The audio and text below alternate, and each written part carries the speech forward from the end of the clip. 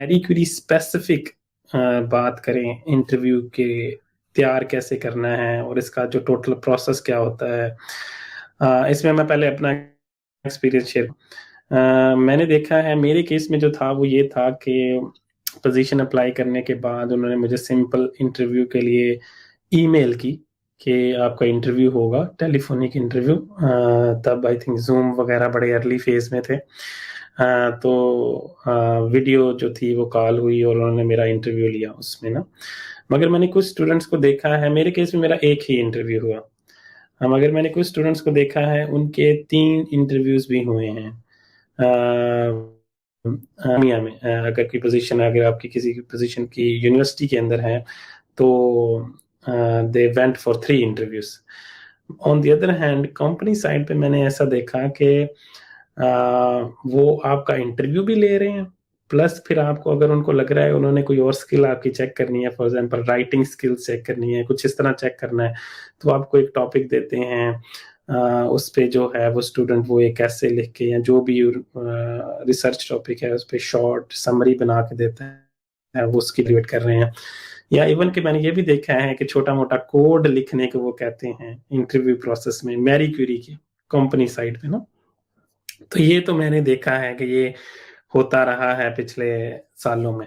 तो आपका क्या एक्सपीरियंस है इस मैं आई थिंक मेरा एक्सपीरियंस भी बहुत ही सिमिलर है क्योंकि आई रिमेम्बर कि जब मैंने अप्लाई किया था ना तो मैंने एक रिसर्च प्रपोजल लिखा था।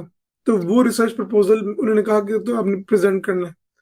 और रिसर्च प्रपोजल के लिए मैंने रिसर्च पेपर्स पढ़े थे और उसके थ्रू जो मेरी फील्ड के जो टॉपिक था ना उस पर उन्होंने मुझे टेंटेटिव प्लान मुझसे मांगा था कि तुम क्या क्या करोगे, आके कौन सी रिसर्च करोगे, क्या करोगे। I had to present it in interview. No, तो no, पहले they interview asked you to prepare a research proposal in writing या एग्जैक्टली।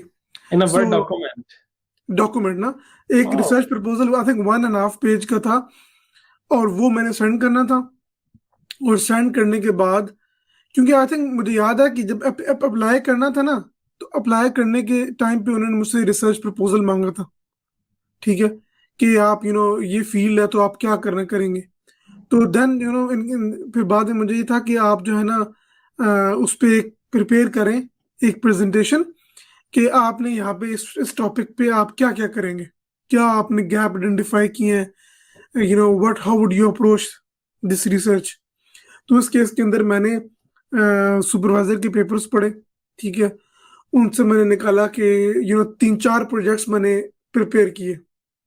पहला ये होगा, ये गैप है उसको मैं ऐसे करूंगा, उसमें ये रिसर्च मेथोडोलॉजी में यूज करूंगा। उसके बाद ये इनोवेशन इनोवेशन होगी, रिसर्च होगी, ये आउटपुट ठीक है।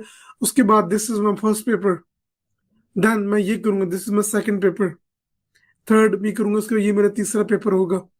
तो ये इतनी डिटेल थी। और शुरू में जब आप प्रिपेयर कर रहा होता है तो बंदा कहता है यार ये तो मतलब सब हवा में चल रहा है, ये तो मतलब मैंने कोई प्रॉपर रिसर्च तो नहीं की। लेकिन बट बेसिकली उनके परस्पेक्टिव से आई थिंक 10 मिनट की होती है। उनके परस्पेक्टिव से ये होता है कि ये बंदा अप्रोच कैसे करता है किसी प्रॉब्लम को, इसके पास पूरी विजिबिलिटी है कि इसने करना क्या है, चाहे वो चीजें गलत भी हों, they want to assess you.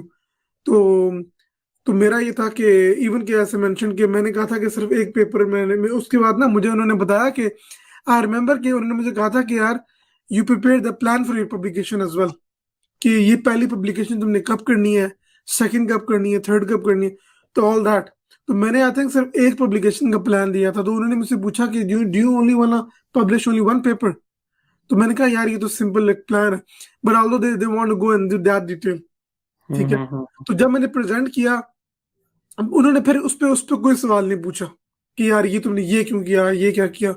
ठीक है, बस उन्होंने पता लगा लिया कि यार ये बंदे को कुछ पता है कि कैसे करते हैं, टॉपिक कैसे डिफाइन करते हैं, व्हाट्स द प्रोसेस लाइक। ठीक है, फिर उन्होंने जो सवाल पूछे थे उन्होंने मुझसे बाद में वो सारे के सारे मेरी जो एप्लीकेशन पे थे, मेरे बैकग्राउंड पे थे।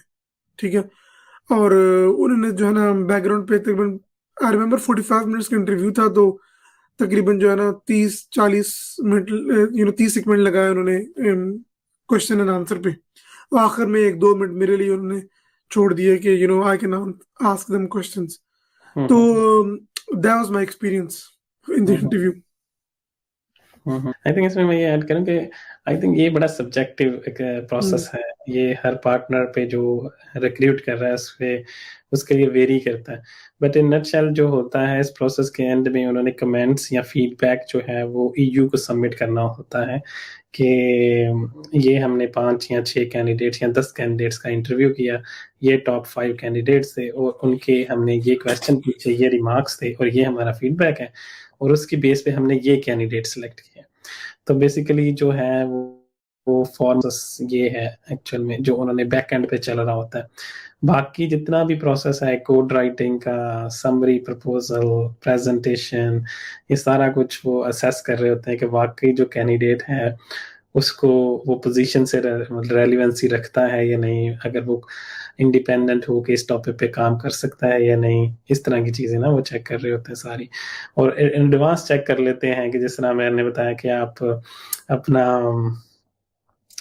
पब्लिकेशन का स्पेशली कि ये टॉपिक्स हैं माइंड में और इस पे पब्लिकेशन करना चाहते हैं, तो अक्सर जो स्टूडेंट होता है उसके पहले माइंड में होता है कि हाँ ये रिसर्च डायरेक्शन में ले सकता हूँ। और सुपरवाइजर भी फिर अच्छा कंफर्टेबल फील करता है कि हाँ इस जो कैंडिडेट है इसको पहले से पता है, इसने आते ही क्या जो है डायरेक्शन उसको अप्रोच करना है।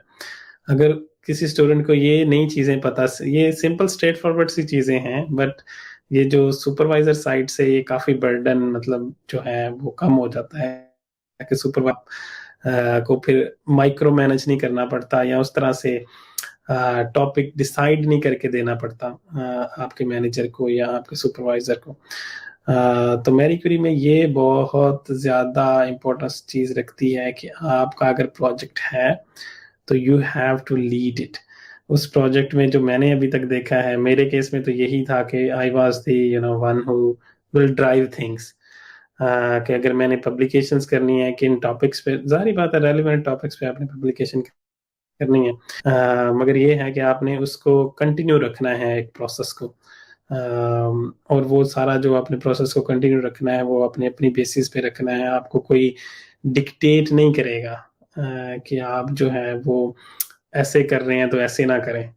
इस तरह की छोटी छोटी चीज़ों को मिस्टेक्स वो नहीं निकालेंगे। वो आपसे ये एक्सपेक्ट करेंगे कि हाँ ये बंदा जो है ये अगर ये कह रहा है कि वो इस टॉपिक पे काम करेगा और ये वाले रिजल्ट लेके आएगा और या ये प्रोडक्ट डेवलप करेगा, तो they will trust during the interview process.